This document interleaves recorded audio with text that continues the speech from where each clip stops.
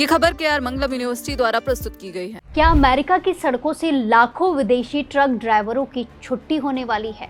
क्या Donald Trump का एक फैसला लाखों भारतीय और पंजाबी ड्राइवरों की रोजी रोटी छीन लेगा? और आखिर क्यों अमेरिकी सेना के रिटायर्ड जवानों को अचानक ट्रकों की कमान सौंपी जा रही है? जरा सोचिए कि आप सालों से किसी देश में मेहनत करके अपना घर परिवार चला रहे हो और अचानक एक फरमान आए कि कल से आपकी नौकरी खत्म। कुछ ऐसा ही खौफ इस वक्त अमेरिका में रह रहे लाखों प्रवासियों, खास तौर पर भारतीय और पंजाबी समुदाय के ट्रक ड्राइवरों के बीच देखने को मिल रहा है।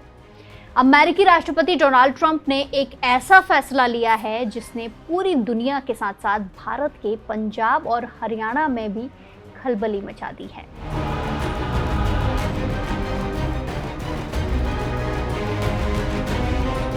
पूरी खबर यह है कि डोनाल्ड ट्रंप ने फ्रीडम हॉलर्स नाम की एक नई और बेहद सख्त योजना का ऐलान किया है। पेंसिल्वेनिया में एक समिट के दौरान ट्रंप ने साफ साफ कह दिया कि अमेरिका की सड़कों पर अब अवैध विदेशी ट्रक ड्राइवरों के दिन पूरे हो चुके हैं। प्रशासन का कहना है कि जो लोग बिना सही कागजात या अवैध तरीके से देश में दाखिल हुए हैं, उन्हें बहुत जल्द ट्रकों की सीट से हटा दिया जाएगा। डोनाल्ड ट्रंप ने आरोप लगाया कि ये अवैध अप्रवासी ड्राइवर अमेरिकी सड़कों पर लोगों की जान जोखिम में डाल रहे हैं। उनका दावा है कि कई विदेशी ड्राइवर सही से अंग्रेजी नहीं बोल पाते, सड़कों पर लगे साइन बोर्ड तक नहीं पढ़ पाते और कई लोग तो नशे की हालत में बड़ी बड़ी गाड़ियां चला रहे हैं। पेंसिल्वेनिया में हाल ही में हुए एक दर्दनाक हादसे का जिक्र करते हुए डोनाल्ड ट्रंप ने कहा कि ऐसे गैर कानूनी ड्राइवरों की वजह से कई बेकसूर लोग और पुलिस अधिकारी अपनी जान गंवा चुके हैं। लेकिन कहानी सिर्फ अवैध ड्राइवरों को हटाने तक सीमित नहीं है। डोनाल्ड ट्रंप सरकार ने इसका विकल्प भी ढूंढ लिया है।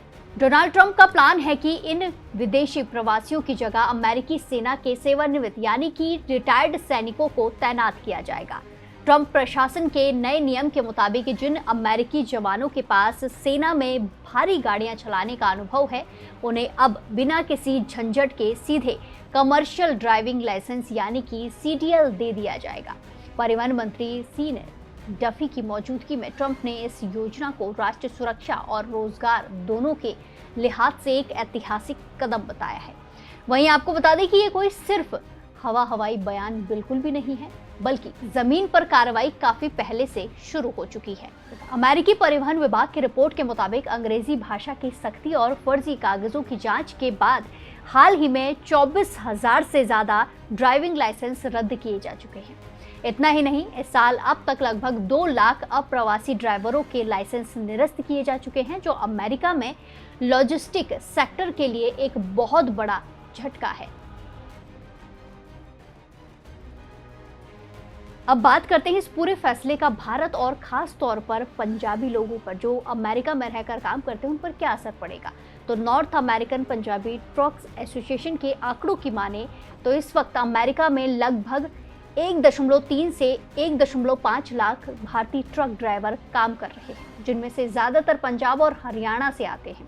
पिछले कुछ सालों में अमेरिकी नागरिकों ने भारी ट्रक चलाने से दूरी बना ली थी, जिसकी वजह से भारतीय प्रवासियों के लिए ये सेक्टर कमाई का बहुत बड़ा जरिया बन गया था।